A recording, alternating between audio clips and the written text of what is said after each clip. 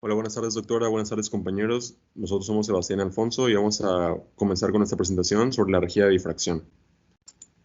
Bueno, aquí está el contenido de nuestra presentación. Es la introducción, la aplicación, los objetivos, el marco teórico, los materiales y la regla experimental, los resultados, el análisis de los resultados, las conclusiones y las referencias.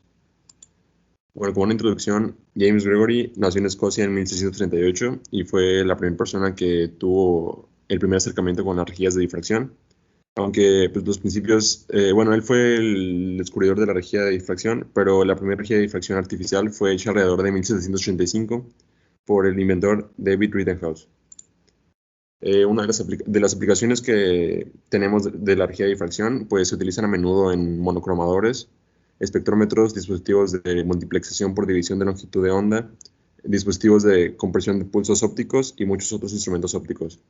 También están presentes en la naturaleza, por ejemplo, los colores iridiscentes de las plumas de los pavos reales, el nácar de las conchas en el mar, las alas de mariposa y algunos otros insectos, que estos efectos son causados por estructuras regulares que difractan la luz, dividiéndola en los colores que la componen.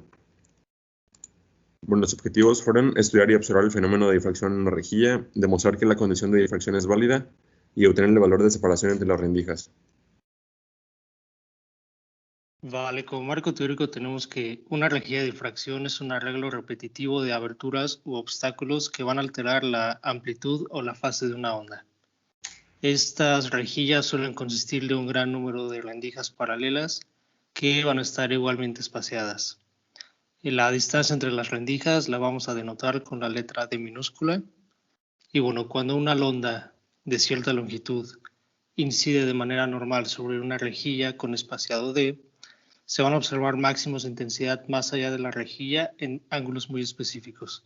Estos ángulos van a estar dados por la condición de difracción, que es la ecuación que podemos ver ahí, donde m es el número de orden, lambda es la longitud de la onda, y bueno, la teta con una m son los máximos donde se va a presentar esta interferencia constructiva. Los materiales y el arreglo experimental fue muy sencillo, únicamente necesitamos una rejilla de difracción. Vamos a necesitar un láser, que en esta ocasión se utilizó un láser rojo, una cinta métrica para medir las distancias y una hoja milimétrica para igual facilitar las mediciones. Como metodología tenemos que primero se colocó el láser sobre la mesa de trabajo y se posicionó frente a él la rueda con las distintas aperturas. Posteriormente se giró la rueda para seleccionar la rejilla con 5 rendijas y se alineó el láser. Y por último, pues nada, se enciende el láser y se coloca frente a la pantalla una hoja milimétrica para facilitar los cálculos.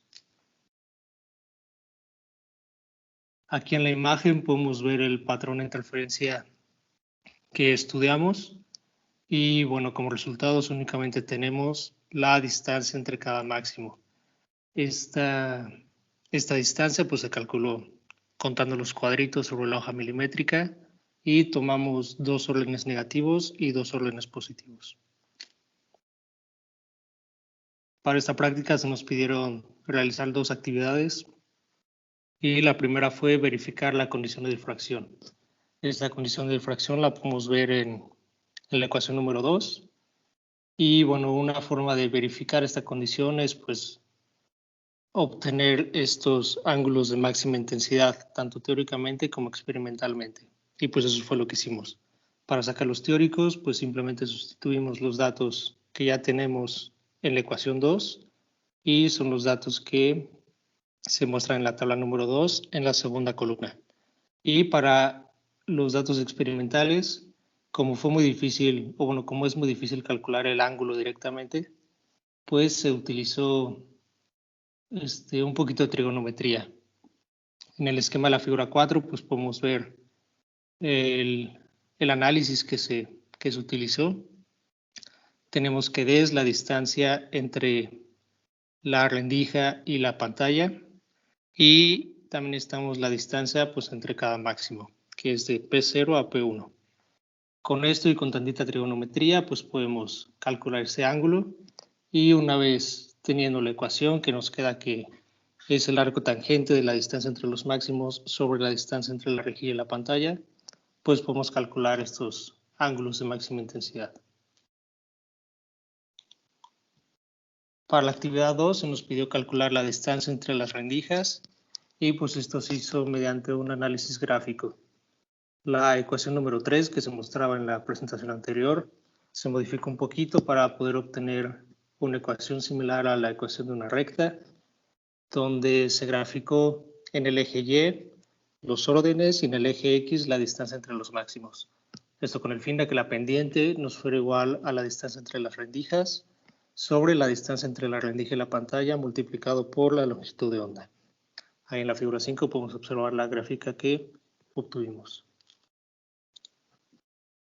Esta gráfica tuvo una ecuación de y igual a 0.0868 por x. Y bueno, con esto pues se obtiene muy fácil el valor de la pendiente.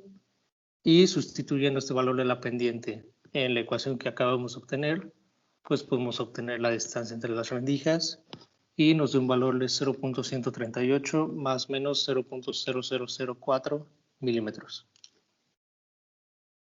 Podemos analizar estos resultados.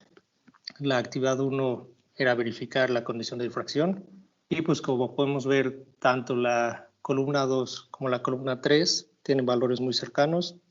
La columna 2 son los valores de los ángulos teóricos y la columna 3 son los valores de los ángulos experimentalmente. Para analizar los resultados de la actividad 2, pues podemos sacar el error relativo si conocemos la distancia reportada por el fabricante. Ahí se muestra la fórmula y pues nos dio un error relativo de 10.4%.